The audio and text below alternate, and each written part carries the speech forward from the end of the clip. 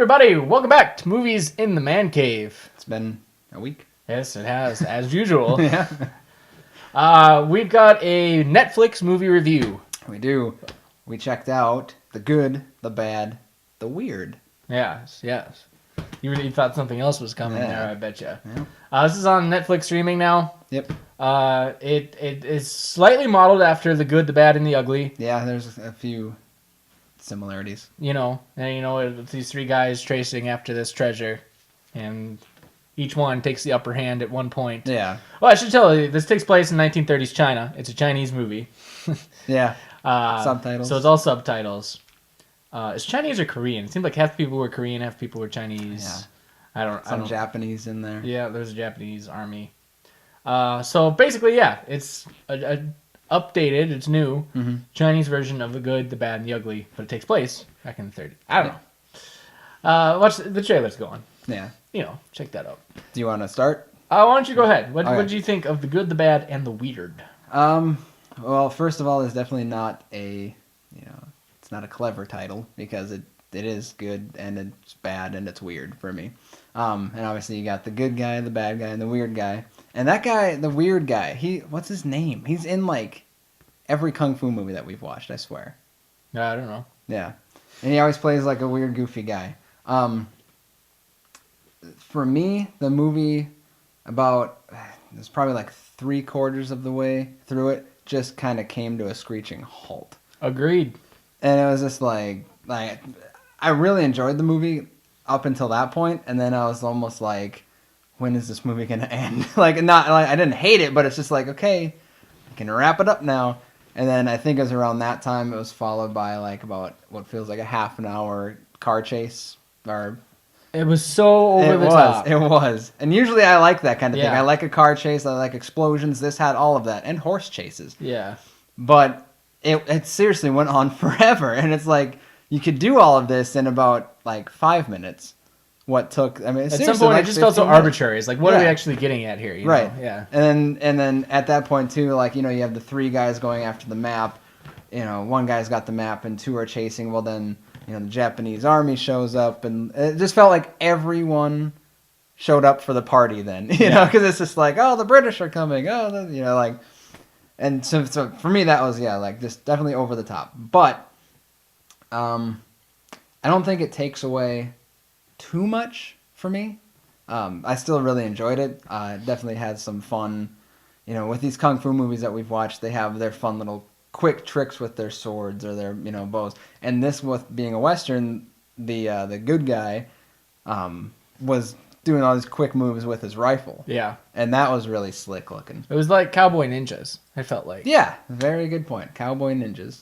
All in all, I guess I liked it. It's not, I don't know that it would even really make my top 5 Western kung fu movies. There's a lot of them out there. There's so many. Oh yeah. But I don't know that it would really make my top 5 in that aspect. But it was good. It was fun.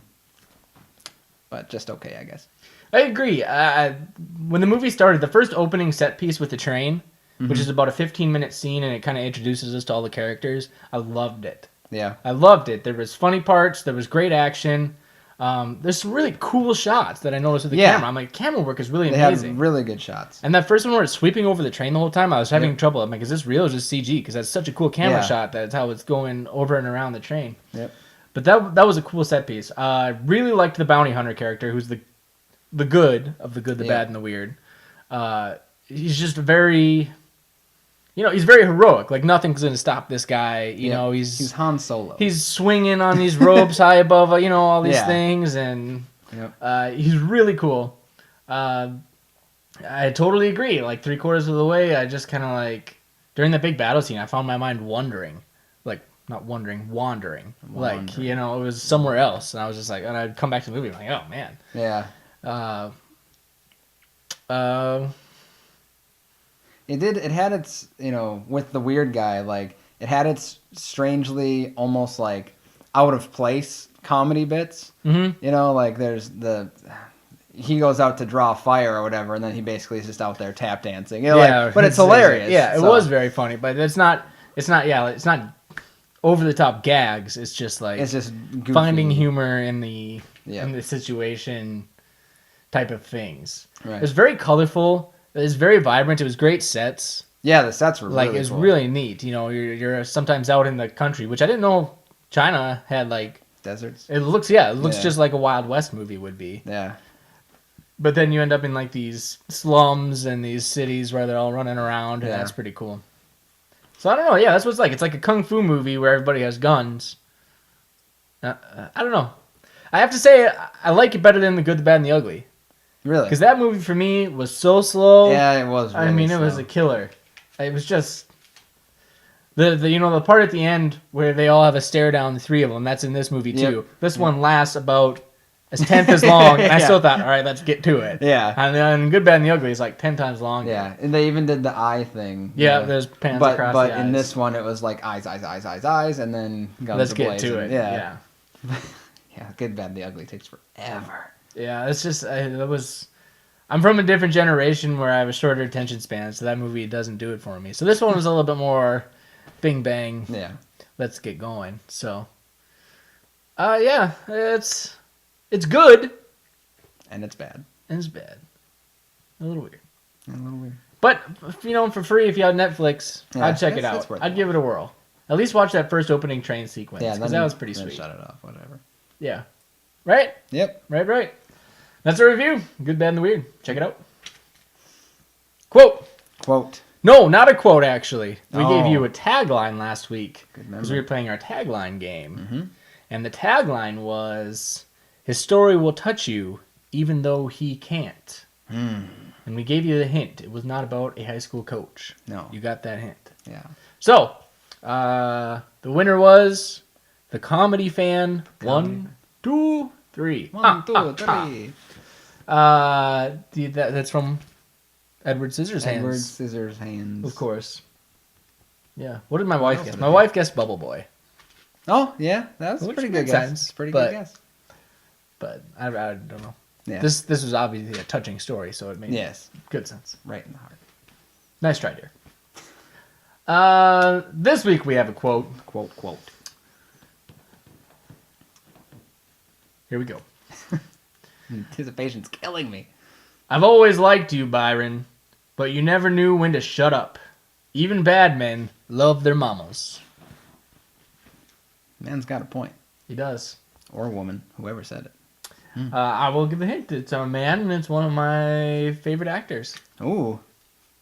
Interesting. Well, if you know who that is, go out to Facebook.com/Movies in the Man Cave and let us know, or on the YouTube channel, or Area Voices, or on Twitter.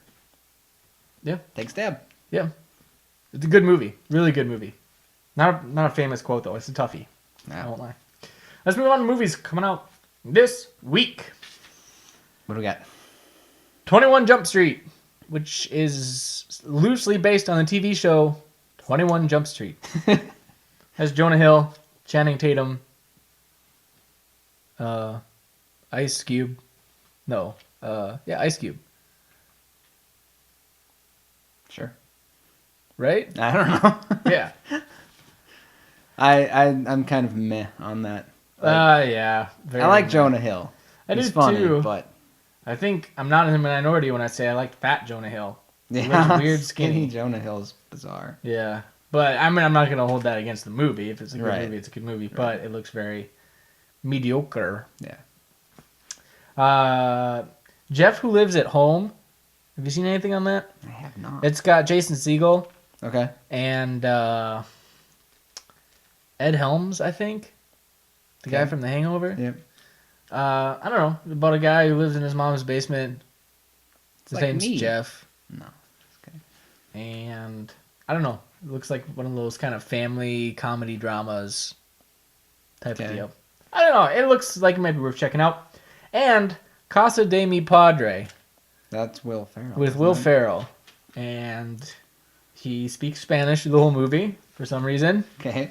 It looks like a Spanish soap opera, pretty much. The whole way through. That's what it looks like. I don't know, but it's got some, gunfights and stuff, but... Sweet.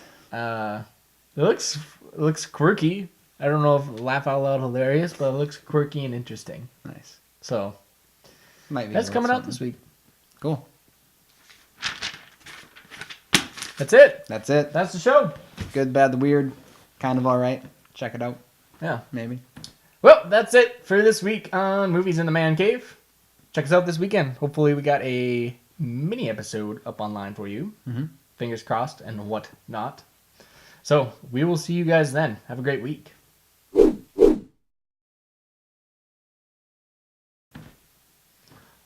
That it? That's it. All right. Catch us this weekend. Hopefully we got a mini episode up for you guys. I hope. He hopes. I hope.